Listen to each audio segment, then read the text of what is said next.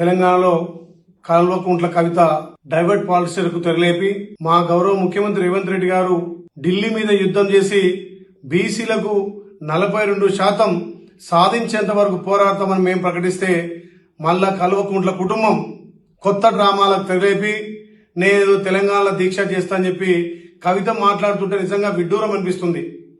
గత 10 ఏళ్లుగా తెలంగాణలో మీ అయ్యా మీ అన్న మీ బావ అధికారం ఉన్నాడు. ఏ ఒక్కరు కూడా బీసీలకు గుర్తురాలే.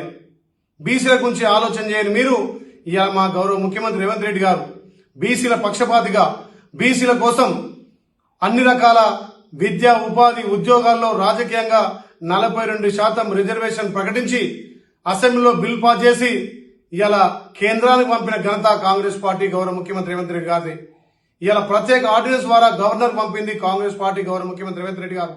ఇది చూసి మీరు ఓర్వలేక ఇవాళ తెలంగాణలో డైవర్ట్ పాలసీ చేయడానికి ఏదో దీక్ష చేస్తా అంటున్నావు. ఏ హోదాలో నువ్వు దీక్ష చేస్తావు? మా ముఖ్యమంత్రి 5, 6, 7 తారీఖున మా ఎంపీలు ఎమ్మెల్యేలు మంత్రులు అందరం కలిసి ఢిల్లీ నడిపోతున్న మేము ధర్నా చేయడానికి సిద్ధమైతే నువ్వు దాన్ని డైవర్ట్ పాలసీ చేయడానికి ఇవాళ గల్లీలో ధర్నా చేస్తా అంటున్నావు.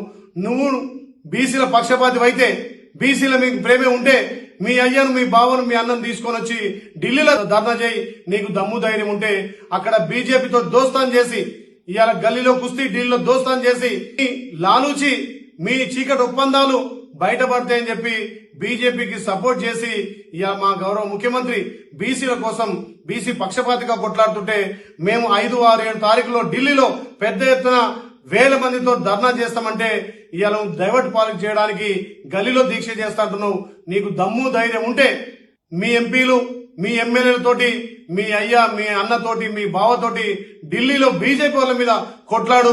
మీ చిత్తశుద్ధి చాటుకోరు గాని ఈ డైవర్ట్ పాలిటిక్స్ ను తెలంగాణ ప్రజలు నమ్మరు. ముఖ్యంగా మీ కల్వకుంట్ల కుటుంబాన్ని తెలంగాణ ప్రజలు ఎప్పుడో మరిచిపోయారు. మిమ్మల్ని విస్మరించి ఇంట్లో కూర్చోబెట్టిన ఈ డైవర్ట్ పాలసీలకు తెరలేపుతున్నారు. కాబట్టి కవిత గారు తస్మాత్ జాగ్రత్త. ఈ డైవర్ట్ పాలిటిక్స్ లను మీరు మానుకోవాలి. కాంగ్రెస్ పార్టీ బీసీల పక్షపాతిగా బీసీలకు పెద్దపీట వేసే పార్టీగా ముందుకు పోతుంటే రాజకీయాలను డైవర్ట్ చేయడం కోసం ఇవాళ మీరు ఆడుతున్నటువంటి ఆటలు తెలంగాణ ప్రజలు నమ్మరని చెప్పి హెచ్చరిస్తున్నాం.